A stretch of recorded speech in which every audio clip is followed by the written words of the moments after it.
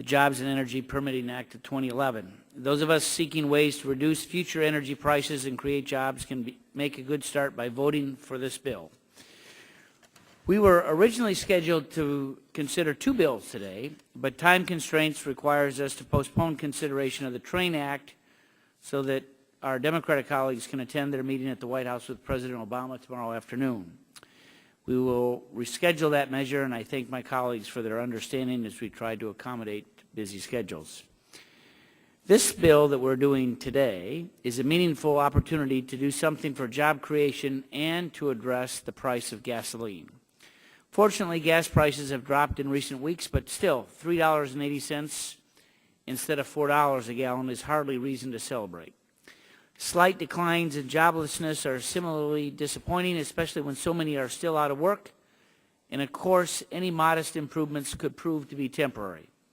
Some scratch their heads over stubbornly high energy prices and unemployment as if there is some big mystery over the causes. But in truth, most of the contributing factors are clear, and one of them is crushing federal regulatory burdens. Overregulation is a problem in virtually every area of the economy, but perhaps is most damaging when it comes to the roadblocks facing domestic oil production. Since January of 2009, this administration has added new layers of delays and outright restrictions on top of a regulatory system that already had too much of both. In fact, a number of offshore energy leases are no better than dry holes, not because the oil isn't there, but because the process of exploration and drilling is held up by delays that never seem to end. Case in point, and something we hope to begin correcting today, are the EPA's years-long permitting delays under the Clean Air Act. These regs have blocked exploration off the coast of Alaska for years and apply to other offshore areas as well. The Gardner-Green Jobs and Energy Permitting Act would break this logjam by providing regulatory certainty for offshore oil production. In the case of Shell Oil's effort to produce oil off the coast of Alaska, permits have yet to be approved after languishing for 5 years at the EPA. Shell testified in a recent hearing that it has drilled 400 exploratory wells around the world in the same time that it has filed its first permits in the U.S. Arctic. We are only jeopardizing our own security with this unnecessarily long process. The Gardner-Green bill will end the perpetual circuit of permits, reviews, and appeals created by EPA's current system for offshore drilling permit approval. Production off the coast of Alaska could make enormous strides to decrease our foreign oil imports, refill the Trans-Alaska Pipeline, and create, believe it or not, tens of thousands of jobs. Yet EPA insists on holding up the development of this resource that holds such great potential for our economy and national security. The Jobs and Energy Permitting Act will streamline EPA's process and force it to make decisions on permits in a timely manner. This is common sense, bipartisan legislation that should be approved by this panel and eventually the whole House. And at this point, I will yield 3 minutes to the gentlelady from California for an opening statement.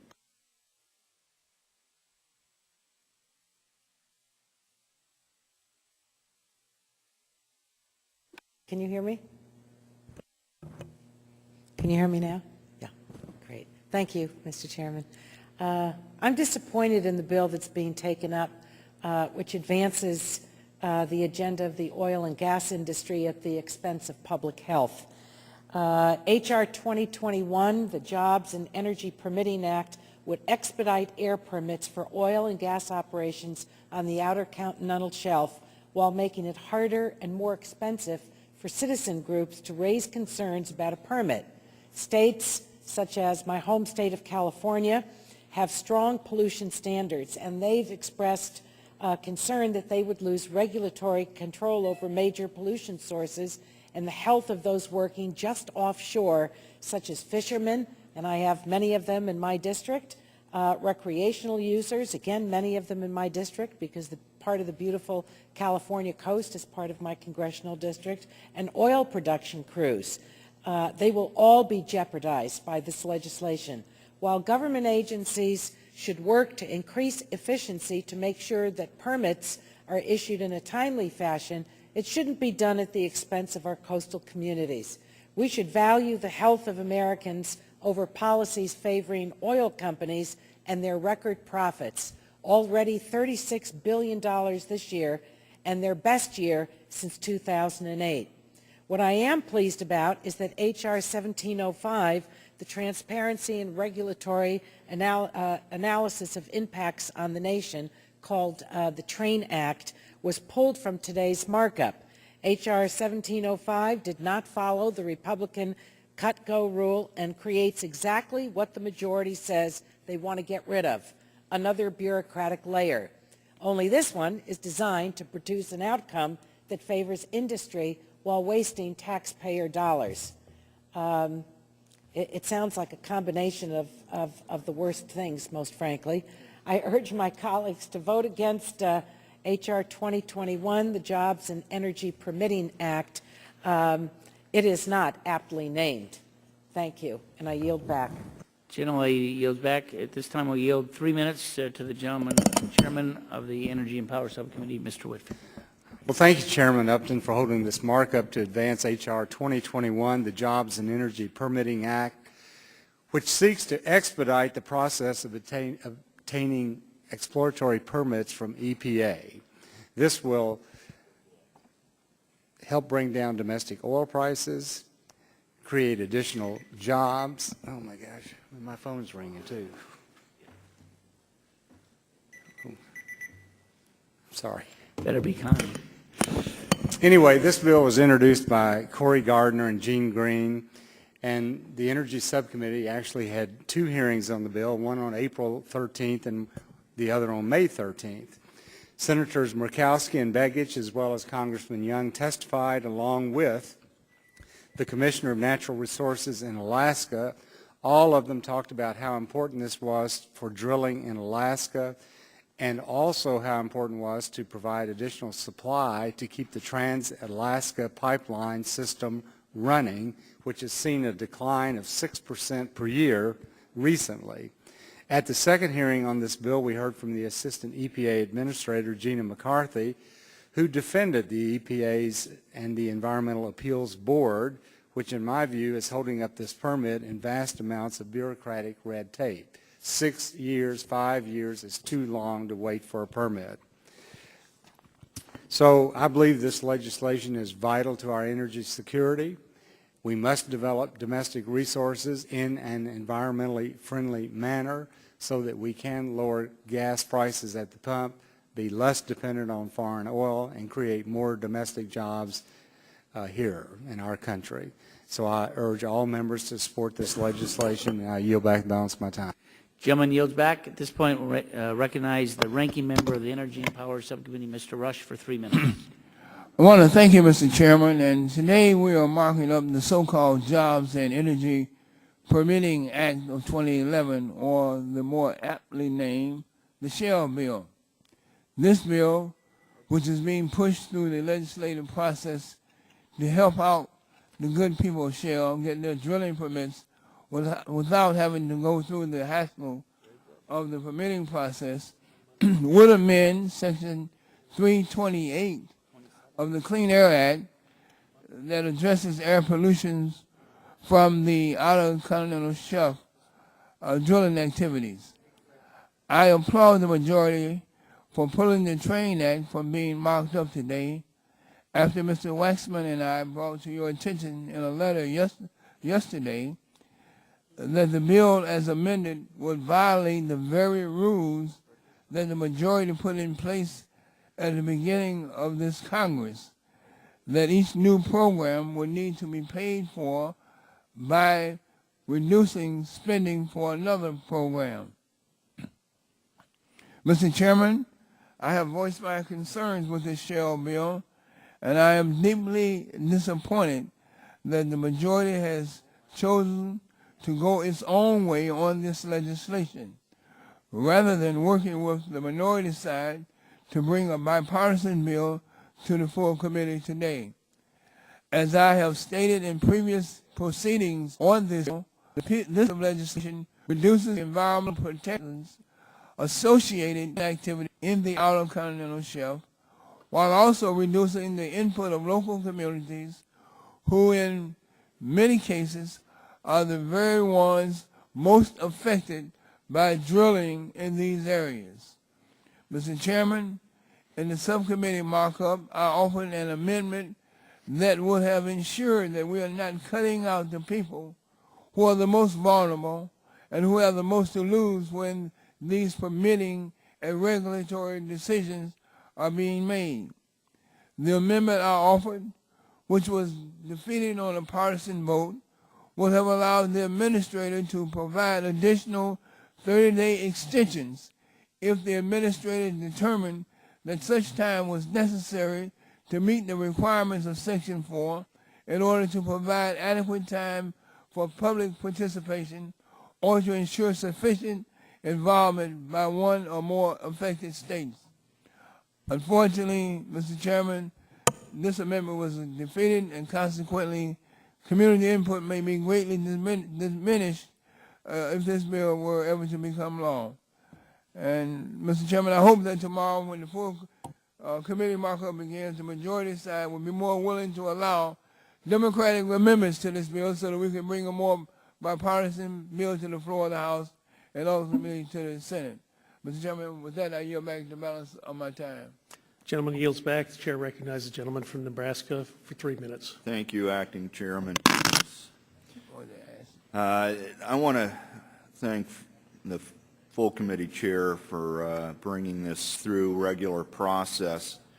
After 2 hearings on this bill and the regulatory abuse of power that was discovered through this process of this regulatory agency treating the permittee like a yo-yo, yanking him up and down, giving it to him, taking it away, changing the rules in the middle of the process.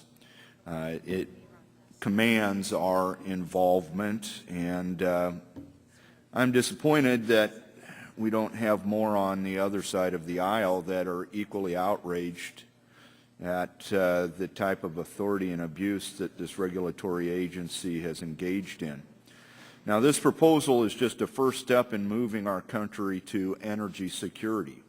The USGS estimates that the Chukchi alone holds 27 billion barrels of oil and 132 trillion cubic feet of natural gas. When Prudhoe Bay was discovered, it was estimated to have 10 billion barrels of oil. It has now produced 16 and is still in production.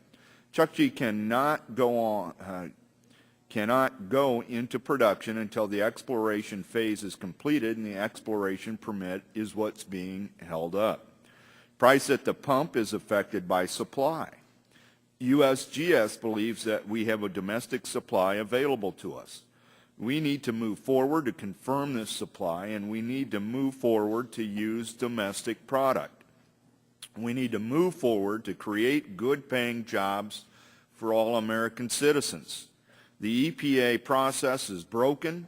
H.R. 2021 puts an end to the ping-pong yo-yo between EPA and the EPA Environmental Review Board and sets a hard time limit on decisions. It's a simple approach. I support this bill and look forward to it going to the floor. Yield back. The gentleman yields back. At this point, recognize the co-author of the bill, the gentleman from Texas, Mr. Green. Thank you, Mr. Chairman, for holding the markup today. And I strongly support this bill because the EPA needs to have an offshore air permitting approval system in place that's predictable, workable, and understandable, because currently it is not. This is nowhere more evident than what's happened with Shell's exploratory plan off the shore of Alaska. 5 years later, we still don't have a permit due to the permit approval ping-pong created by EPA and its EAB. That's why this legislation, I worked with Representative Gardner to change the EPA OCS air permitting process for exploration plans only to mirror what the OCS Outer Continental Shelf air permitting process utilized by the Department of Interior in the Gulf of Mexico. By doing this, we can rest assured we'll have strong offshore air permitting process we need, but that these projects are not left in limbo like we've seen with the EPA in recent years. Having said that, I want to use the remainder of my time to refute some of the claims that the opponents of this bill are making. First, some claim that this bill will harm all air quality and public health offshore and on the Alaska North Slope in particular. Yet at a congressional hearing, EPA Administrator Lisa Jackson testified regarding the Shell offshore air permit, stating, "I believe that the analysis will show that there's no public health concern here. In fact, these activities will not cause air pollution that will endanger health." Second, opponents of this bill claim that by taking the Environmental Appeals Board out of the process, we're completely removing the citizens from the process and making it difficult to plead their case. To the contrary, the public comment period on EPA-issued air permits under the Clean Air Act remains exactly the same under this legislation. The public has the opportunity for up to 4 additional comment opportunities during the NEPA process associated with the Outer Continental Shelf lease sale process. There's no EAB air permits in the central and western Gulf of Mexico, yet opportunities for public input are available. In fact, immediately moving a challenge to federal court is 100% consistent with the process and other OCS areas and other provisions in the Clean Air Act that go directly to federal court. So this legislative change is not unfounded. Finally, under EPA regulations, the Environmental Appeals Board will continue to have tremendous authority to review. They will still review Resource Conservation and Recovery Act permits, underground injection control permits, National Pollutant Discharge Elimination System permits, and all other prevention and significant deterioration permits that are issued under the Clean Air Act for onshore air permits and offshore production permits. So again, we're not gutting the Environmental Board. These changes are only for exploratory wells that are temporary in nature, not production wells where drilling will continue for months, if not years. The EAB will still play a part in that process. Finally, I want to remind my colleagues that in the Gulf, these same permits are issued around 45 days. So when a company has been trying for 5 years to get an exploratory drilling permit, something's wrong with the process. I urge my colleagues to support the bill and streamline these issues. EPA can still deny the permits if they do not meet their standards. These companies just need an answer in one way or another in a timely manner. I yield back my time. Gentleman yields back. At this time, the chair would recognize the lead sponsor of the bill, the gentleman from Colorado, Mr. Garner, for 3 minutes. Thank you, Mr. Chairman. Thank you for holding this hearing and markup today, and for placing such importance on this legislation, which has the potential to create tens of thousands of jobs annually, $100 billion in payroll over the next 50 years, and 1 million barrels of oil per day. 1 million barrels of oil per day of American-produced energy. That's the equivalent of 10% of the foreign oil we use, which would reduce our dependence significantly. Foreign nations, some of which have serious animosity towards the United States, are in control of the vast majority of oil we use day in and day out. And the question that I have to ask, is this dependency the kind of policy that this country wants to promote? It's a scary reality, and one that this bill directly addresses. The Bipartisan Jobs and Energy Permitting Act, I want to thank the gentleman from Texas, Mr. Green, for his co-sponsorship, will streamline the process of offshore permitting. Current impediments have delayed activities in the Beaufort and Chukchi Sea off Alaska's North Slope, where exploration has yet to begin on leases that were signed over 5 years ago. The bill makes a number of minor changes. First, it will clarify that a drilling vessel is stationary when drilling begins, and therefore should only be regulated as stationary at that point. Second, it clarifies that service ships are not stationary sources by virtue of the fact that they do not stop to drill. They are mobile sources, regulated as such under Title II of the Clean Air Act. It doesn't make sense that a service or delivery truck would be regulated as a stationary source with regard to an onshore oil rig, so why would a vessel with the same purpose in the water be regulated as such? Third, the bill clarifies that emission impacts are measured onshore, where the people reside. Lastly, the bill eliminates the needless environmental appeal boards in the exploratory drilling process and requires final agency action to take place within 6 months, approving or denying within 6 months, putting us more in line with the process and procedure that takes place in the Gulf of Mexico by the Department of Interior. Mr. Chairman, Coloradoans support increased domestic energy production. As stewards of a state that possesses vast energy resources, they understand firsthand the potential that this great nation holds for energy production, both traditional and renewable. Every day I talk to constituents who simply do not understand the hoops and the barriers that they have to jump through in order to permit, site, and drill in order to help us reduce the price of gas at the pump. And while we're talking about an offshore issue today, it's the same general problem. We have a current anti-domestic energy philosophy in the United States which is harming our ability to create jobs, bring in revenue to our states, and allow us to become more energy independent. Mr. Chairman, Alaska holds a lot of potential, and this bipartisan bill achieves great things by allowing a responsible and efficient process to take place for companies that seek to drill in the OCS. Thank you, Mr. Chairman. I look forward to working with all the members of this committee, and I yield back my time. Gentleman yields back. At this time, the chair would recognize the gentlelady from Chicago, Ms. Schakowsky, for 3 minutes for the purposes of an opening statement. Thank you, Mr. Chairman. I just want to say to the sponsor of the bill, those who might oppose the legislation certainly are not against American-produced energy. And what we've seen over and over from the opposite side of the aisle is anything other than oil is not to be supported, and I think that's a very short-sighted view. I'm opposed to H.R. 2021, the Jobs and Energy Permitting Act, which would, I believe, undermine the EPA's ability to protect the environment and public health. I would like to remind my colleagues that environmental protection and job creation are not mutually exclusive actions, as the title of the bill suggests. In fact, actions taken to protect the environment have spurred green job growth for decades.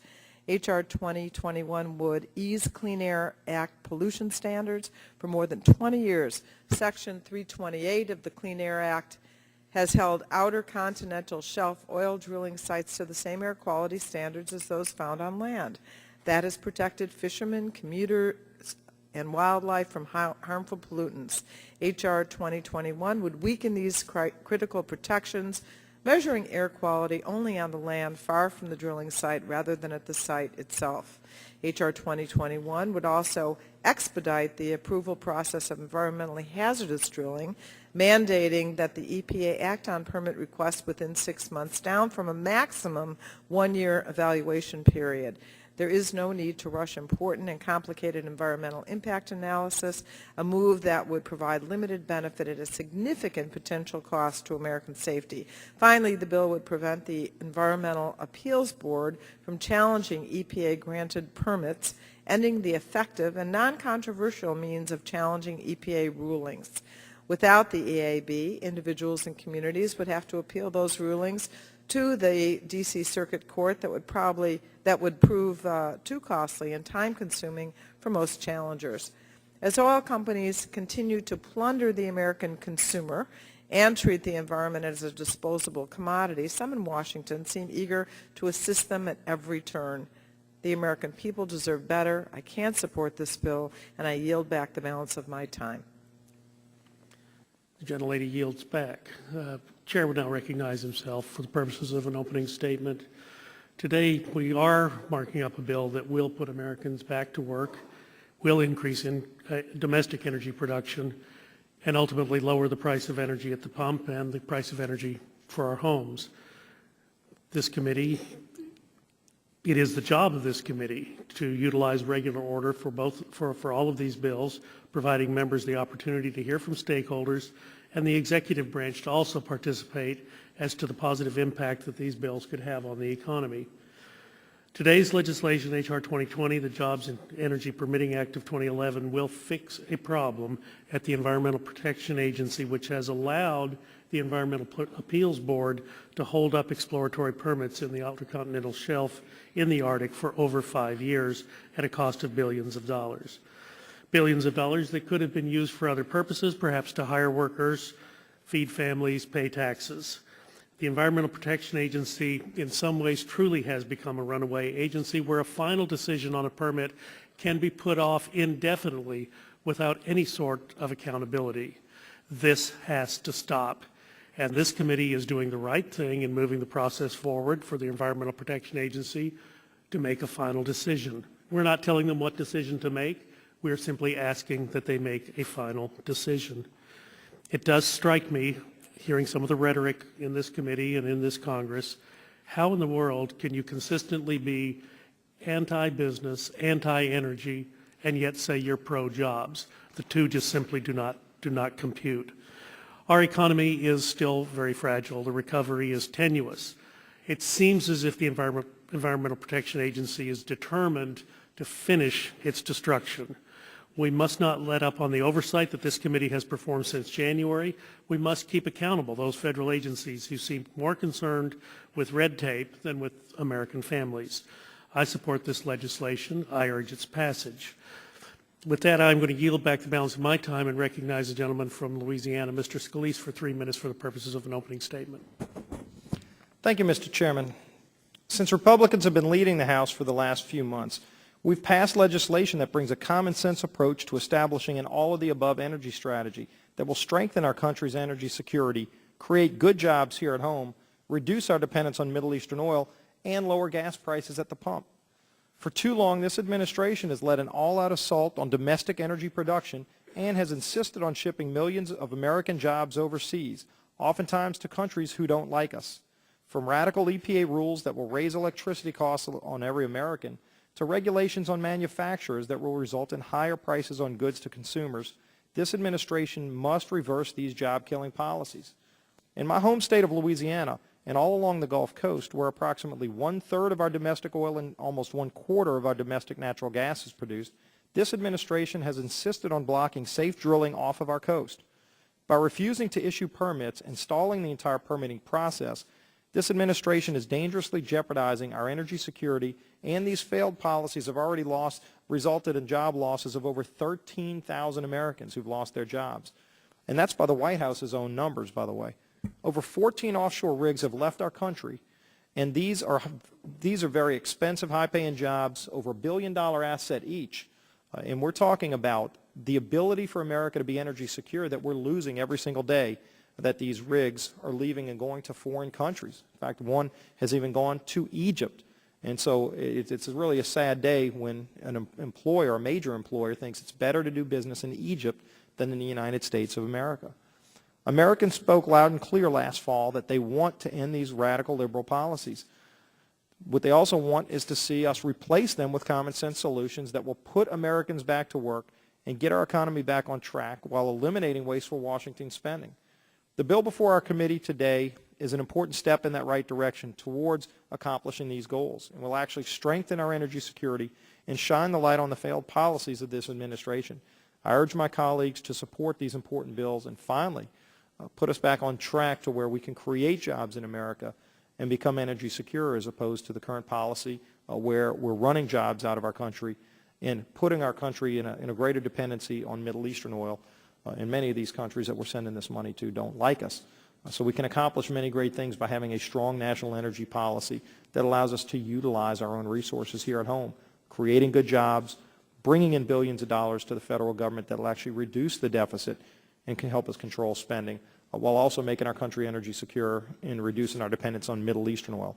So I hope we'll pass these bills and then push them over to the Senate, where the Senate finally needs to start taking action in helping us to accomplish these goals. Thank you, and I yield back. The gentleman yields back his time. The chair at this point recognizes the gentleman from North Carolina, Mr. Butterfield, for the purposes of an opening statement. 3 minutes, sir. Thank you very much, Mr. Chairman. Mr. Chairman, as we mark up this legislation, it is important to keep in mind what the bill does and what it does not do. It does, Mr. Chairman, eliminate and undermine several environmental safeguards that affect oil and gas production on the OCS. It does place arbitrary time limits on the review of these air permits, and it does put air quality and human health along these coastlines and beyond at risk. Despite the rhetoric, it does not lower gas prices at the pump. Even a cursory look at the market fundamentals shows that our current high prices are not simply the product of supply problems. Quite the contrary, there's a glut of crude supply sitting right here in the U.S. in Cushing, Oklahoma. Last year marked a significant increase, not a decrease, Mr. Chairman, an increase in domestic oil production. Adding to the supply will do nothing to offset high gas prices that ravage poor rural districts like my district. Indeed, the EIA stated that opening all OCS lands for drilling would have no effect on U.S. gasoline prices until 2030. And even then, the effect would be very negligible. This bill is about providing even greater latitude to the oil companies at the expense of the environment and public health. I have no problem, Mr. Chairman, with oil companies making a profit and encourage their continued innovation in safer, smarter drilling. The fact is we have established working regulatory processes that should not be hamstrung at the request of an oil company. There are so many other energy problems this committee could work to resolve, from dealing with oil market speculation to tackling our future with ethanol. That's the conversation we need to have. Let's get serious and do the people's work, and I thank you. I yield back. Gentleman yields back. At this time, the chair recognizes the chairman emeritus of the full committee, the gentleman from Texas, Mr. Barton, for 5 minutes. Thank you, Mr. Chairman. I won't take 5 minutes. I'm going to submit my official statement or formal statement for the record and just speak extemporaneously. I listened to my friend from North Carolina in his opening statement, and I appreciate his candor in giving it. The bill, or at least one of the bills that we're going to mark up tomorrow, the Jobs and Energy Permitting Act of 2011, H.R. 2021, I've got right here. It is 3 pages.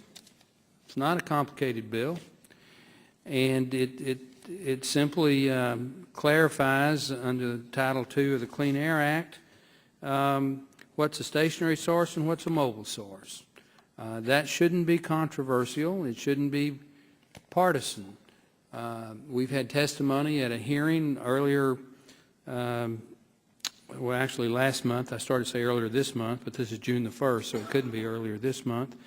Shell has spent in the neighborhood of $1 billion up in Alaska and tried to get the requisite permits for one drilling platform, and they've spent 5 years trying to do it, and unless they got it in the last week, they haven't got it, Mr. Chairman. And that, to me, is ridiculous. So if this bill passes committee tomorrow and passes the House and passes the Senate and the President signs it, we wouldn't have that problem. And there's no guarantee. The gentleman from North Carolina is correct. There's no guarantee that we would find meaningful supplies of oil and gas in the Arctic Ocean. But all the seismic analysis indicates that there could be up to 1 million barrels a day out of this one field that Shell has been trying to get the permits to do the exploratory well for the last 5 years. 1 million barrels a day is, if that turns out to be true, Mr. Chairman, is not chicken feed. It is 5% of our consumption, and it would be in the neighborhood of 15% of our domestic production. And that's worth amending the Title II of the Clean Air Act to clarify. So I'm supportive of the legislation. I look forward to a productive debate and hopefully a full committee passage tomorrow. And with that, I yield back. The gentleman yields back his time. Are there further opening statements that wish to be recorded on the bill? Seeing none, the chair calls up H.R. 2021 and asks the clerk to report. H.R. 2021 to amend the Clean Air Act regarding air pollution from outer continental shelf activities. Without objection, the first reading of the bill is dispensed with, and the bill will be open to amendment at any point so ordered. For the information of members, we are now on H.R. 2021. The committee will reconvene at 9 a.m. tomorrow. I'll remind members that the chair will give priority recognition to amendments offered on a bipartisan basis. I look forward to seeing you all both back here tomorrow. The committee now stands in recess.